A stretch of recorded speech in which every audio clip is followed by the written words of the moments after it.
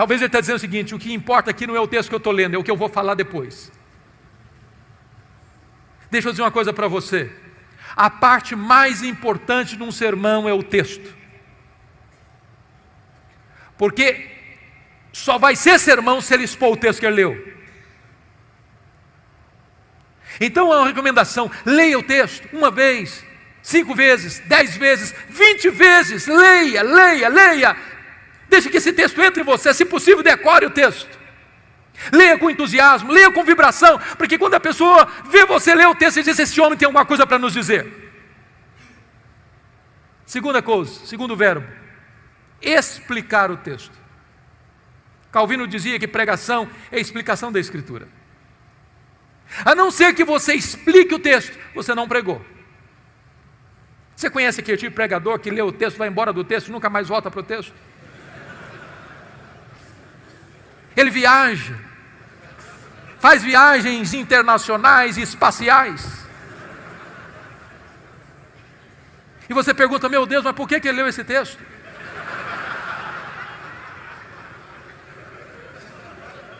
Você conhece aquele tipo de pregador que diz assim: eu já tenho o sermão, só preciso encontrar um texto agora? O sermão emana do texto. O sermão é a explicação do texto. E por isso nós temos uma palavra técnica que os pastores conhecem, que é exegese. Exegese vem de um prefixo ex, que significa tirar do texto o que está no texto. Cave o texto, descubra o texto, veja o que está lá. E às vezes nós não encontramos essas pepitas de ouro na superfície, é preciso cavar. Esse é o papel do pregador: ir para o texto, perguntar ao texto, mergulhar no texto, descobrir as riquezas do texto, trazer isso à tona. Sabe, irmãos, quando uma igreja se acostuma com pregação expositiva, ela não quer mastigar palha mais. Depois que ela descobre a riqueza da Escritura, ela não tolera mais escutar sermão que não seja focado na Escritura, que exponha a Escritura. O contrário de exegese é exegese.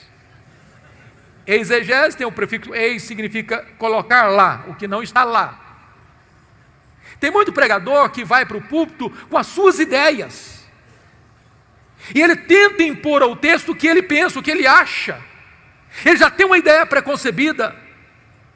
Mas isso não é pregação. Pregação é quando você vai para a Escritura e deixa que a Escritura fale. Você é apenas o canal. Você é apenas um instrumento. O terceiro verbo, importante pregação expositiva: primeiro é ler o texto. Segundo é explicar o texto. Terceiro é aplicar o texto. Dr. John Stott escreveu um livro importantíssimo, que penso ainda não está em português, Entre Dois Mundos. E ele disse que pregação é a união desses dois mundos, o texto antigo com o ouvinte contemporâneo. Se você não conectar o texto ao ouvinte, você não pregou. Pregação não é um discurso diante do auditório. Pregação é uma palavra ao auditório. A pessoa precisa entender: é com você que eu estou falando. É como aquele pregador que foi pregar em João 10 e falou sobre a ovelha, falou sobre o pastor, falou sobre os lobos, falou sobre os campos, falou sobre os prados, falou sobre as águas, falou sobre a grama verde, falou sobre a lã da ovelha, falou e terminou o seu sermão depois de 1 hora, há 2000 anos, lá nas pastagens da Palestina. E o auditório perguntou: e daí? E daí? Isso tem a ver comigo? Pregação precisa ter aplicação.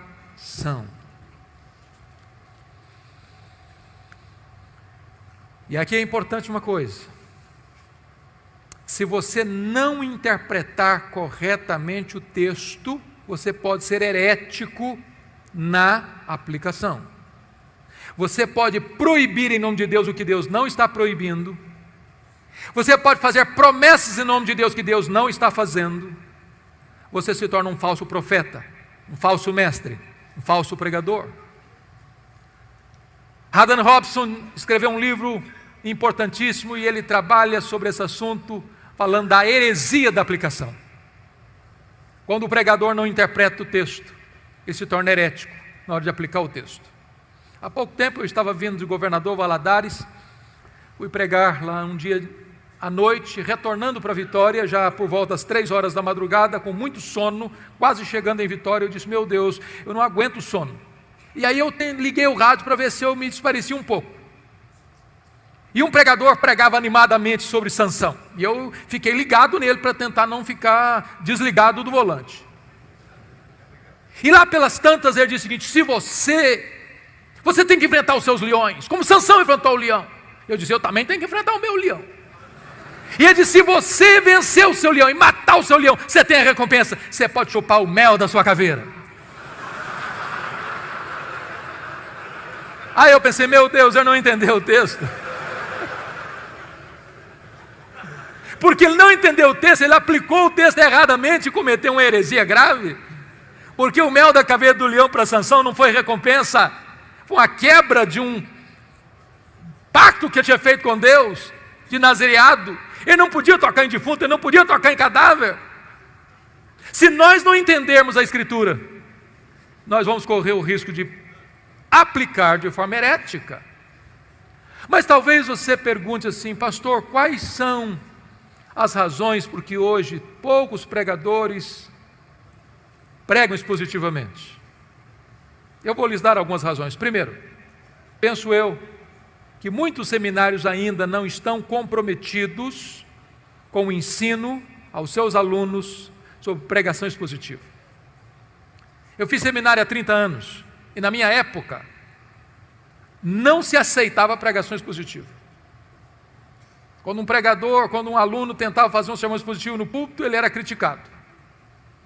Talvez porque não entendêssemos bem o que era pregação expositiva naquela época.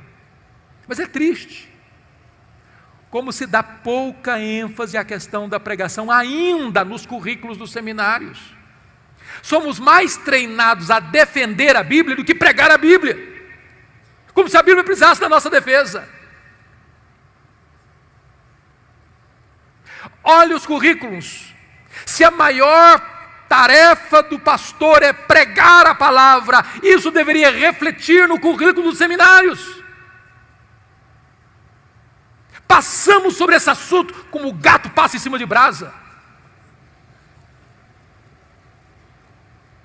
Segunda razão por que poucos pregadores pregam expositivamente é porque muitos pastores têm uma biblioteca sofrível.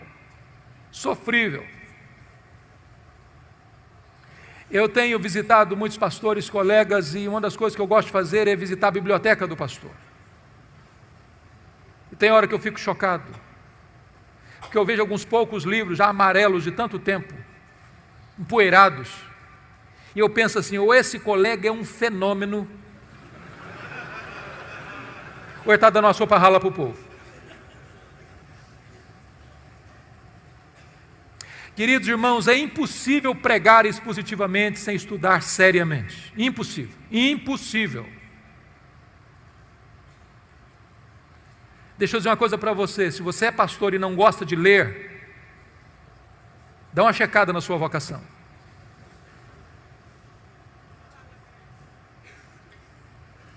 Eu estou falando para líderes aqui, que não são pastores, e eu queria dar um conselho, se eu posso. Por que os pastores não pregam, não têm uma boa biblioteca? Por 2 razões, pelo menos. Primeiro, porque o salário pastoral, em média, não é aquelas coisas tanto, não. Quando um pastor, às vezes, empata o jogo para comer, eu já é um herói. E aí não tem dinheiro para comprar livro. Graças a Deus, porque nessa conferência vocês têm livros com ofertas especiais. Então, o conselho seria esse. Se você é líder de igreja aqui, quem sabe você consiga lá na liderança botar uma verba para o seu pastor comprar livro todo mês.